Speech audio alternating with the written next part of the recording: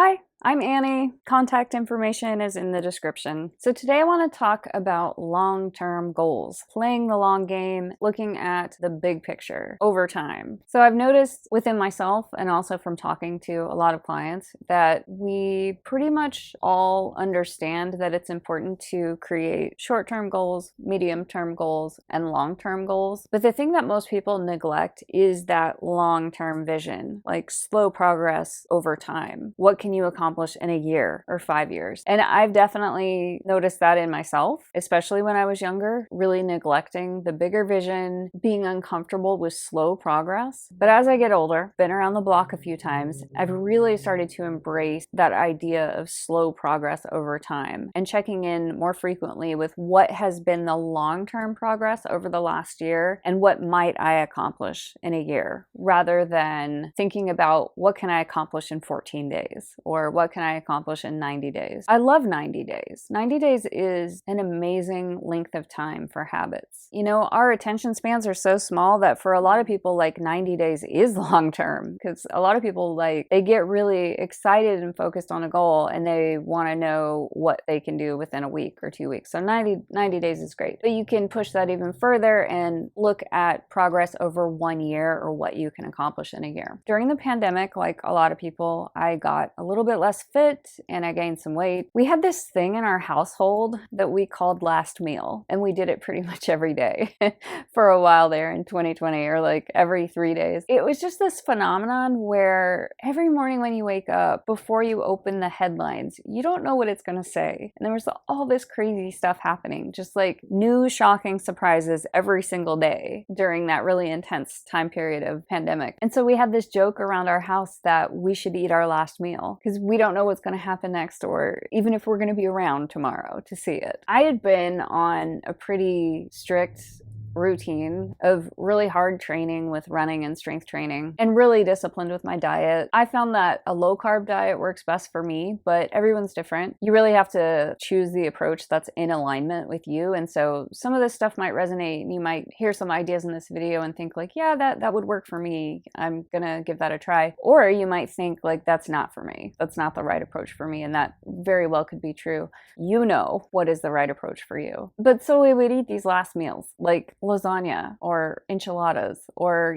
all this crazy stuff that I wouldn't normally eat. And it was just like this last meal mentality. If this was the last dinner of your life, like what would you want it to be? And we just went all out. And so yeah, I gained 10 pounds, like a lot of people did in the pandemic. And I feel like doing that at that time was appropriate. So this year, 2022, I have lost 10 pounds. I lost all that pandemic weight. I've gotten fitter, but my approach is so different than it used to be. For about 5 years, I was really uber in my discipline and fitness routine. That was appropriate at that time. I love that I had the experience of that extreme discipline and pushing myself, just going all out and seeing what I was capable of accomplishing. But in 2022, when I thought about getting in better shape, losing the pandemic weight, and then also incorporating some kind of age appropriate exercise, because when I was running, it was like so cardio focused, and now I'm 45 years old. I really wanted to make sure that I'm building strength, and the slow, steady endurance, and not so focused on speed and not so focused on cardio, just more of like a balance of strength and cardio, which I think is like healthy. I should have been doing that before anyway. I also this year have just been really comfortable with slow progress. There is a structure of discipline built in, but there's room for error and there's room for cheat days. Like for example, I eat mostly low carb, like 95% of the time. And then I'll have at least 2 cheat days in a month. I try to aim for 2 because there's like family dinners or major holidays that come up,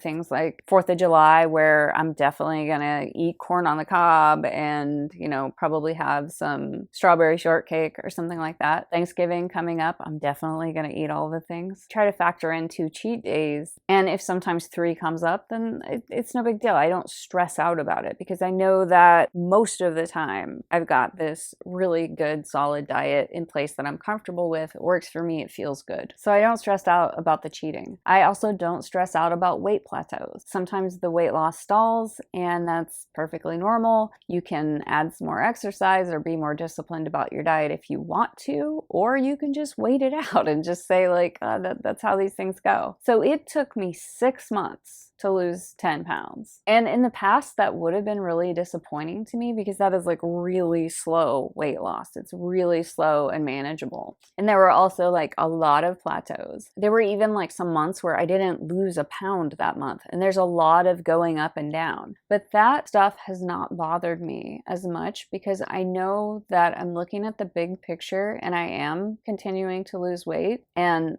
I'm comfortable, it's manageable, there's room for error. So it doesn't hurt my feelings so much if my weight like fluctuates up 2 pounds. Especially after a holiday, a cheat day, my weight most certainly will go up 2 pounds. So that's kind of a fake number. It's just water weight and inflammation. And in another 3 days, it'll be back down. I just feel this level of like maturity and comfort in having a long-term plan installed. It's not like crash dieting. It's like a continuously healthy diet plan that's put in place that I can do for the rest of my life. And of course, I may change it and tweak it over time, and that's also okay. Another thing I'm really loving is tiny habits. Really small changes that don't take much effort, they don't feel like much of anything, but you see a result that compounds over time. If I do this for 6 months, there's definitely going to be a result. I go on morning walks, usually at least 6 days a week. I walk my dog, and about 4 weeks ago, I added a 20-pound weight vest. So it was a bit of a stretch, like I felt it, but I acclimated to it pretty quickly. And I've been doing that for the last 4 weeks since I got the weight vest. And it's just like this tiny, small thing. I was already walking every day, so I just tweak this one little variable. That has made a huge difference. Like I have a difference in my strength and my inches. I've probably lost a pound. I tend to lose a pound a month with some plateaus. And then that'll level off because I'm getting down to the bottom. Like if I weigh 110 now, I really don't want to weigh less than 105. But that's just one tiny change. I was already walking every day. It was already part of my routine. So just adding a little bit of weight doesn't really make a whole lot of difference to me. I feel it. I feel it in my glutes and my legs. And honestly, it feels kind of good because it makes the walking a little bit more challenging. And I like the feeling of a challenge. You know, sometimes I'm in the mood for something more intense and I enjoy that feeling of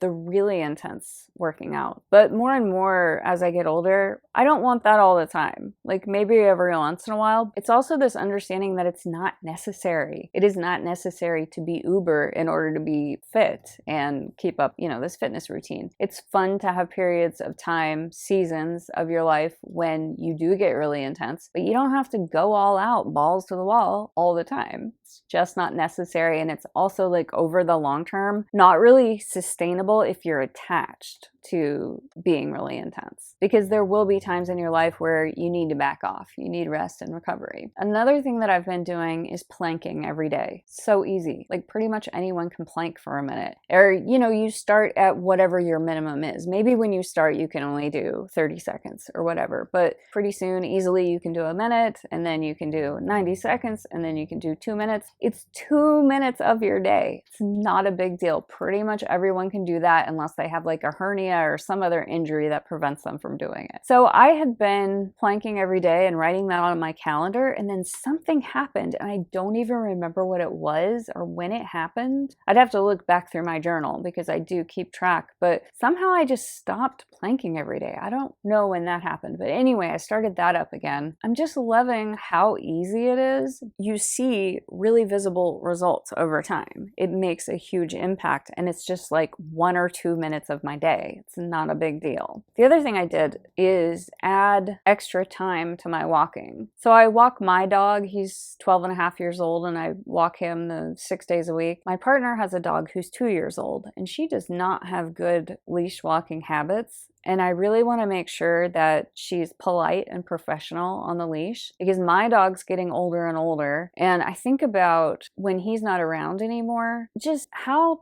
terrible it will be to go on a walk alone. I think that that's probably going to be the moment where I'll really feel the grief is like, wow, this feels so weird. How can I go on a morning walk alone when I've had my sidekick for 12 and a half years? It would just feel so weird. So I want to make sure that at that point, I'll just, have my partner's younger dog to take out. And I want to make sure that she has really good, polite walking etiquette. I've been walking my dog for 30 or 40 minutes. And then I go back and I switch poodles and I get my partner's dog and I walk her for 30 or 40 minutes. So I'm getting like 70 minutes of exercise walking with this weight pack. And it feels easy and it feels enjoyable. And there's a sense of satisfaction from training the younger poodle and seeing her improve. So there's no part of me that's resisting it. It's like genuinely all really enjoyable. And these are just really small changes. It's not this energy of like, oh my God, I have to lose this weight and like, how much can I lose in 14 days? And I need to exercise 6 days a week and it needs to be like 90 minutes a day. And